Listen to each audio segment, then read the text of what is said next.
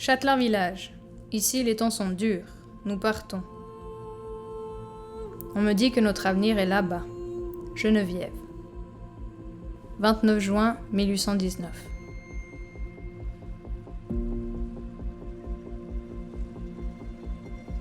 « 200 ans, ça paraît un temps long, mais que cela paraît un temps court quand les échanges restent vivants, même si un océan nous sépare. »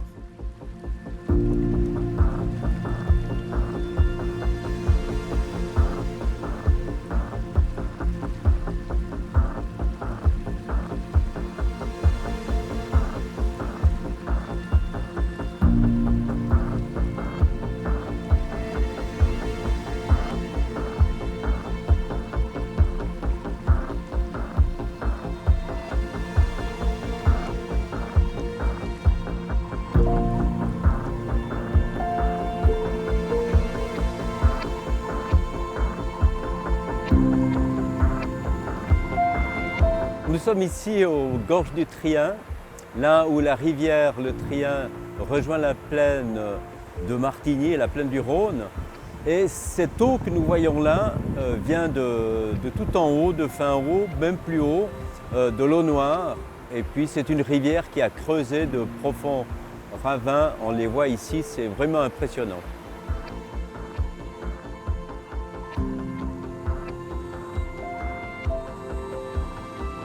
Ça devait couler à peu près la même chose en 1815, lorsque notre histoire commence. C'est au moment où le Valais entre dans la Confédération, avec des années difficiles, parce que le Valais a vécu dans la tourmente des batailles de Napoléon. Et 1816, c'est aussi la grande famine, la disette. Imaginons l'époque, c'est un petit village qui vit de l'agriculture, de l'élevage. Les conditions sont très difficiles, les pentes sont rudes. Le village a des difficultés de nourrir tous ses habitants. Et il y a même le curé qui invite la population à quitter le village pour émigrer au Brésil. Alors il y a tous les noms des gens qui sont inscrits, ils étaient 50, mais pour des raisons que nous ne connaissons pas, que 17 personnes sont parties, dont une Geneviève qui était le chef de famille. La nommée Geneviève née Lugon, veuve de feu Joseph-Élie Lugon-Moulin, du Châtelard, des Fins-Hauts, laquelle vint ses biens, animaux et tout ce qu'elle a. Elle se prépare pour le départ, vraiment.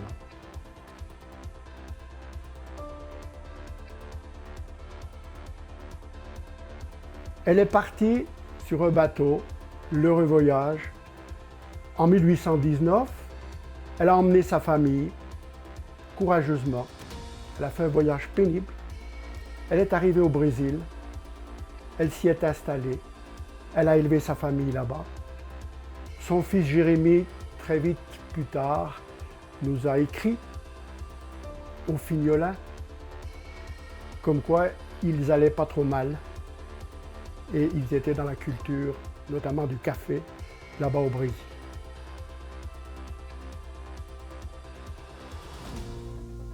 « 200 ans plus tard, le 29 juin 2019, la municipalité de Fin-Haut a décidé d'envoyer un courrier spécial aux descendants de Geneviève, Lugon-Moulin au Brésil. Ce courrier a été co-signé par l'ancien président Maxime Guédécombe, de l'archiviste communal Denis Lugon-Moulin et du secrétaire actuel Gilbert Farquet. À l'intérieur, on retrace le départ de Geneviève et on leur annonce qu'on cède au nouveau musée du Brésil différentes pièces, le blason de la commune de Fin-Haut, en souvenir de l'immigration de 1819 de Geneviève Lugon-Moulin.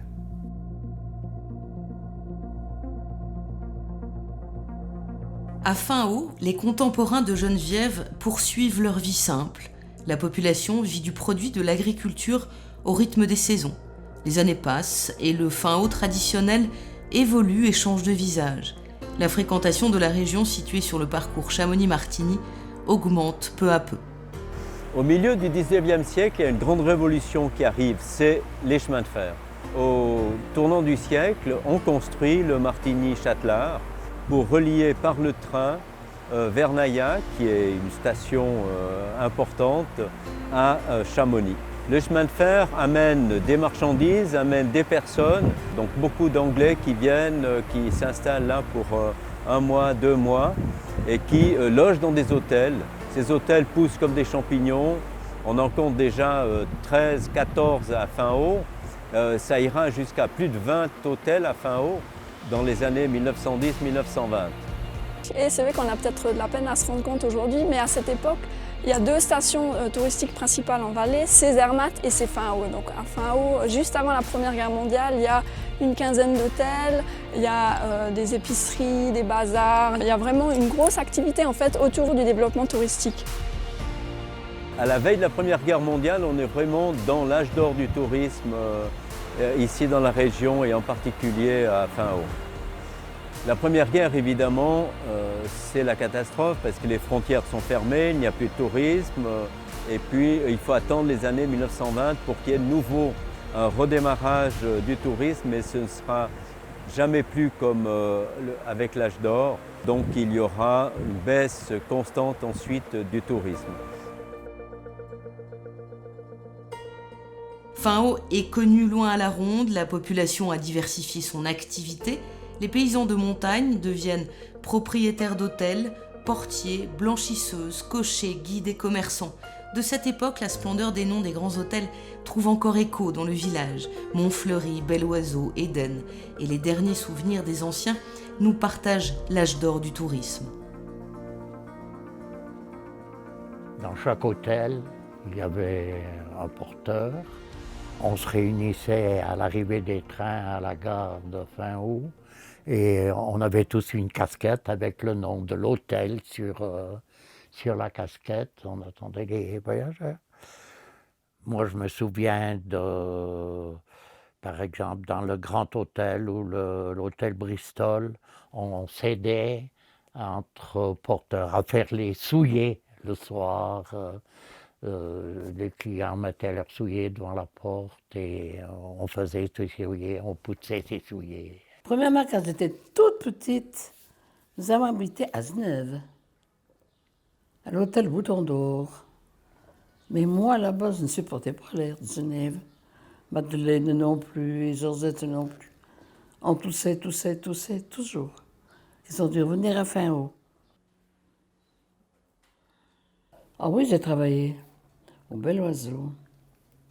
Je fais dresser, là. Je devais porter 2 assiettes à soupe à la fois, j'arrivais pas. J'allais comme ça. Première fois, il n'y avait plus de soupe dans l'assiette. C'était vide. Ça, je me rappelle. Mais oui, c'était plein les hôtels. Ça changeait, temps par semaine. En automne, les horlogeries, les horlogers qui venaient du canton de Neuchâtel. Il y avait des corps pleins qui venaient passer une semaine à Fain-Haut. C'était dans les hôtels, ça je me rappelle.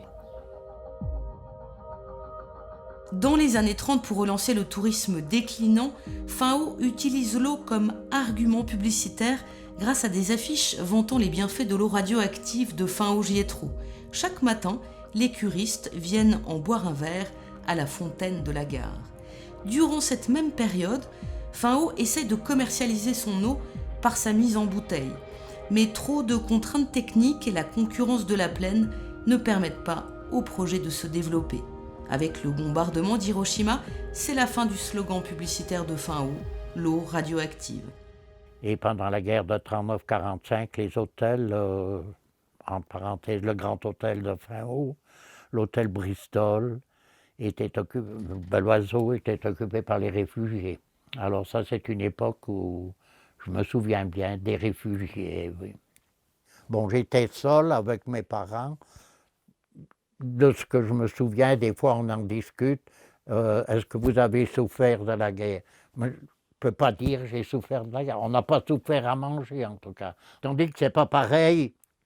Ma femme étant française, de Nancy, se souvenait de la guerre, mais elle avait souffert, ils avaient souffert d'abord de l'invasion allemande, ensuite les Américains, tout ça. La guerre, elle avait souffert. Tandis que moi, je ne peux pas dire, la guerre, ça passait comme ça. Pendant la guerre, je faisais les saisons, on travaillait, t'es pas à la maison en tout cas. Je sais que le peu de fois qu'on était à la maison le soir, fermer les volets et mettre des papiers dans les trous de volets. Ça, je vois encore. Partout, les journaux brossés, pour pas que les avions qui vont sur la France voient du feu, voient le fin haut illuminé. Puis il y a les militaires. Mon papa était sur l'échelle, à Trier, mobilisé. Maman était seule à la maison avec les vaches. Maman seule. J'attendais Lambert, sortait le taureau, mais il faut le faire. On avait l'armée, il y avait le bataillon couverture frontière 204. Alors je me souviens, c'était rempli de militaires. Il y avait à cette époque-là, un moment, on disait, en chiffre rond, à peu près 450 habitants pour Fin-Haut, 400 soldats, l'armée, et 400 réfugiés. Voilà. Je me souviens des réfugiés. Il y a une chose qui m'est restée sur cette époque-là d'enfants, des réfugiés, c'est à l'invasion de la Russie par les troupes allemandes. On a eu comme réfugiés ici des Ukrainiens. Et qui, je me souviens très bien, qui mangeaient encore dans des assiettes que l'armée leur donnait sur les escaliers du Bel Oiseau. Les grands hôtels, après avoir été terre d'accueil de l'aristocratie et la bonne bourgeoisie européenne, deviennent terre d'accueil des internés, des soldats et des réfugiés pendant les deux guerres. Par la suite, ils servent aussi de sanatorium pour soigner la tuberculose. Mais faute de rénovation et d'une nouvelle clientèle, la station n'est pas adaptée au tourisme hivernal. La plupart des hôtels ferment donc dans les années 50. C'est la fin d'une époque, mais fin août, au tournant de la Première Guerre, a connu une deuxième révolution. La vallée du Trien a enfin un deuxième atout majeur, l'eau.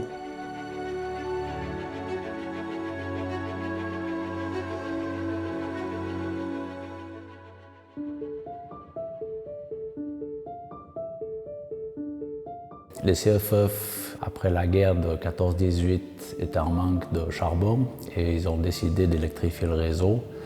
Et ils sont partis du principe de construire 3 centrales hydroélectriques, une à Châtelard, Barberine, une deuxième centrale au Tessin, donc c'est la centrale de Ritom, et une troisième, c'est la centrale d'Amsteg. Ce sont les 3 premières centrales qui ont été construites par les CFF.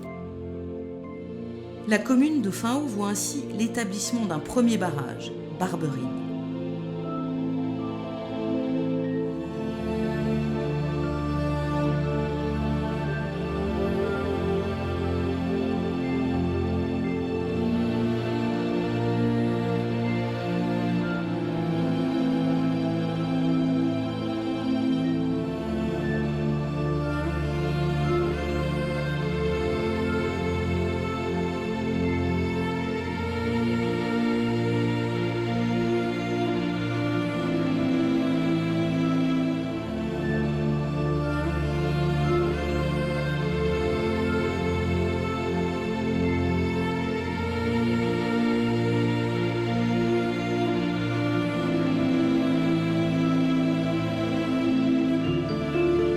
Après 7 années de travaux, l'œuvre gigantesque pour l'époque est achevée.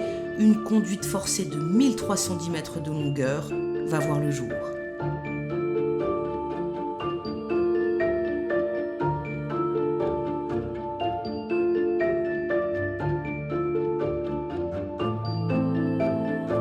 La conduite permet d'acheminer l'eau du lac jusqu'à l'usine de Châtelard-Barberine.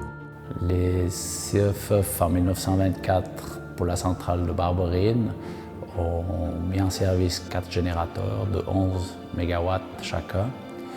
C'était les plus puissants d'Europe à l'époque. C'est un groupe de centrales où on produit près de 25% de l'énergie de pointe pour les CFF.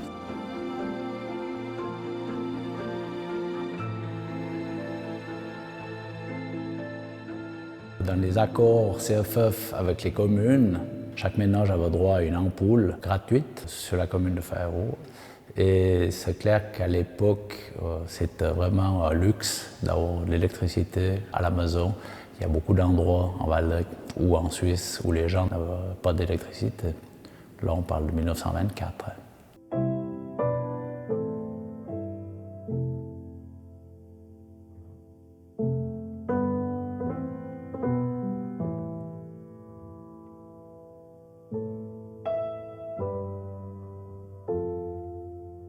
Dans les années 50, les CFF édifient le barrage du Vieux Émosson pour faire un complément de stockage de l'eau afin d'augmenter la production d'énergie.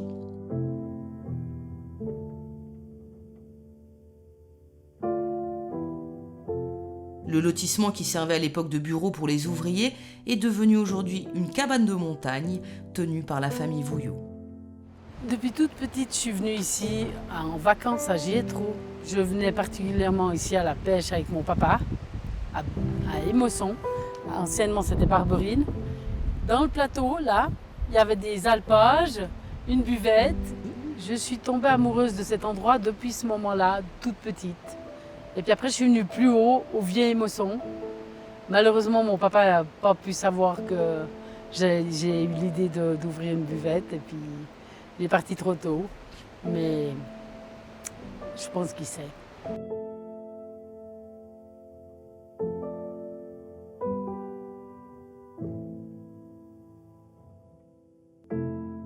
La plaine de Barberine, l'alpage d'Émosson et sa chapelle aujourd'hui sont sous les eaux et furent longtemps un lieu d'inalpes et de retrouvailles. Avec la construction du 3e barrage, celui d'Émosson mis en service en 1975, l'inondation de la plaine est encore dans les mémoires. Émosson, Noyer, ça m'a touché parce que Émosson, moi je le connaissais comme alpage. Voilà. On y mettait le bétail, on avait 2 ou 3 vaches.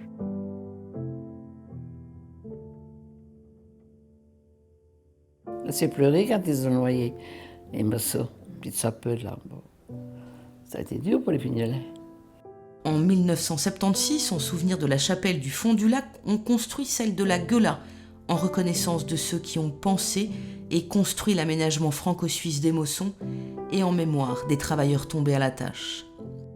Moi, quand je dis « Ah bon, il y a une messe ou quelque chose à la chapelle de la Gueula », je ne vois pas la chapelle de la Gueula, je vois la chapelle du fond du lac.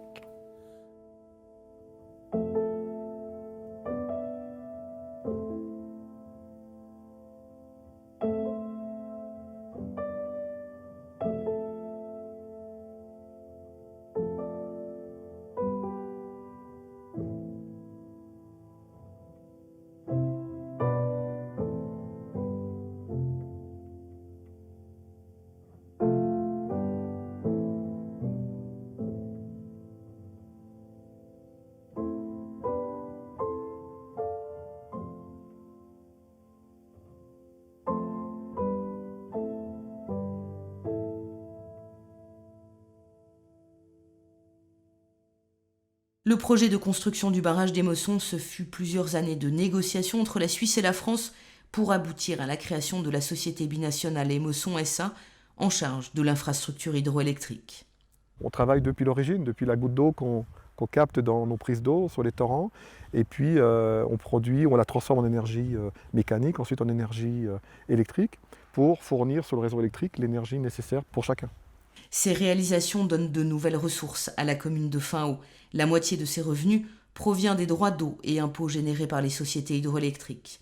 Ce nouvel apport économique permet à la fin du XXe siècle de rénover les anciens hôtels qui tombaient en ruine pour les transformer en appartements ou en logements de groupe.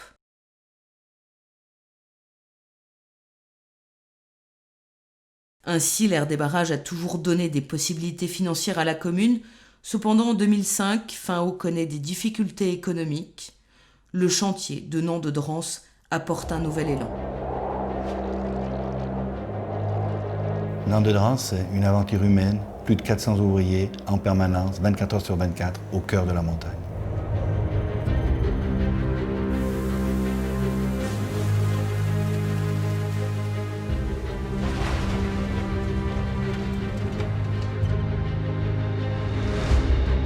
Une aventure humaine extraordinaire, unique, magnifique, qui a duré plus de 12 ans et qui nous a permis de rencontrer des personnes, des ingénieurs venus de tout horizon, des pays de l'Est, du fin fond de l'Italie, du cœur de la Suisse et bien d'ailleurs.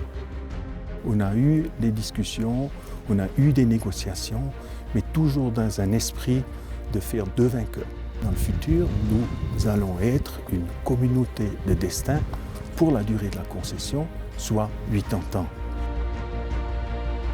Donc la grande chance qu'on a, c'est qu'ici, on avait déjà deux lacs qui existaient, le lac supérieur et le lac inférieur, d'Émosson et de Vieux-Émosson. Et c'était pour nous un endroit idéal pour construire cette centrale de pompage-turbinage qui permettra de participer dans le futur au marché international en Europe. Donc ce que je souhaite par rapport au futur, puisque nous avons d'excellentes relations avec la commune de Fain-Haut, je souhaite que mes successeurs pourront maintenir cette bonne entente et peut-être réaliser encore dans le futur des grandes choses.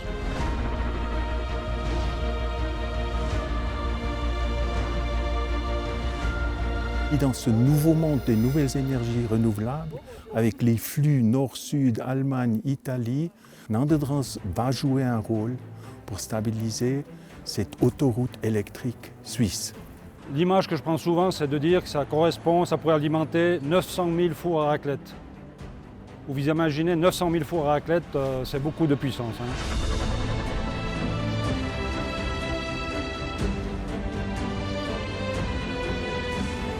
On a eu un sacré challenge, c'est celui du Tour de France, où le président avait fait déjà des promesses aux organisateurs du Tour de France, sans nous en parler. Et lorsqu'on s'est rencontrés, il nous a proposé d'utiliser nos galeries pour la descente de la caravane du Tour de France. Et nous, en regardant, il y avait quelques modifications à faire sur le projet, mais qui n'étaient pas extrêmement difficiles. On a dit que ce serait une bonne chose aussi pour l'hydraulique en Valais.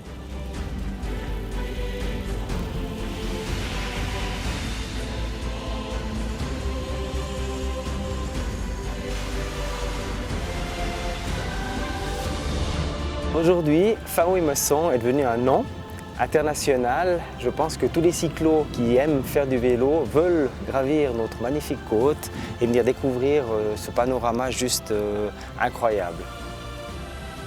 Qui sait, peut-être qu'une de ces années prochaines, on reverra le peloton de la Grande Boucle sur les routes de Fain-Haut-Émosson. Continue à rêver. Cette région touristique, elle a un fort potentiel d'activité, de nature, de culture. On a donc beaucoup de succès sur du tourisme à la journée, sur de l'excursionnisme. Notre défi aujourd'hui, c'est de revaloriser nos hébergements, d'en construire des nouveaux qui permettront à nos touristes de découvrir la région sur plusieurs jours. Entre sommets spectaculaires, gorges naturelles et alpages verdoyants, musées et attractions uniques au monde, bienvenue dans la vallée du Trien, bienvenue à Fain-Haut, source d'expériences authentiques.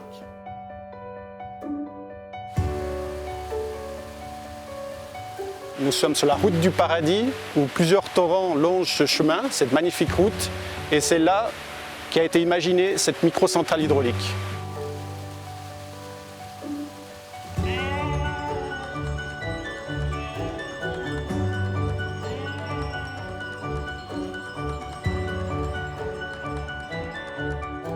Haut lieu pour l'accueil de grands événements, Fain-Haut est aussi un petit village perché sur la montagne qui a su conserver son école, garder son médecin et soutenir les différentes générations. La fête de Saint-Sébastien témoigne quant à elle de son ancrage religieux. Notre paroisse de Fain-Haut fait partie du secteur Notre-Dame des Glaciers qui comprend les paroisses de Salvan, de Trien et de Valorcine, 2 pays, 3 évêques. La commune de Fain-Haut a toujours souhaité qu'il y ait une présence médicale dans le village. Je trouve que la médecine de montagne ou la médecine de campagne est une médecine qui est quand même beaucoup plus humaine, beaucoup plus familiale. Et c'est vrai que c'est un rythme qui est un petit peu plus lent mais qui me convient bien. Les villageois ont toujours souhaité ardemment maintenir l'école au village et la commune a toujours poussé en ce sens. Je pense qu'on a la chance ici à Fain-Haut d'avoir la commune qui soutient les jeunes tant au niveau de la société de jeunesse qu'au niveau des infrastructures pour s'épanouir ici dans le village. Fain-Haut détient un capital unique, prometteur, pour voir l'avenir de manière sereine, et tout ça on le doit aux générations anciennes qui ont y cru, qui ont travaillé, qui ont franchi les étapes, les périodes difficiles, à la génération d'aujourd'hui qui ont tout fait pour préparer le terrain pour la génération à venir. Moi, j'ai l'espoir que Fain-Haut va redevenir une grande station touristique.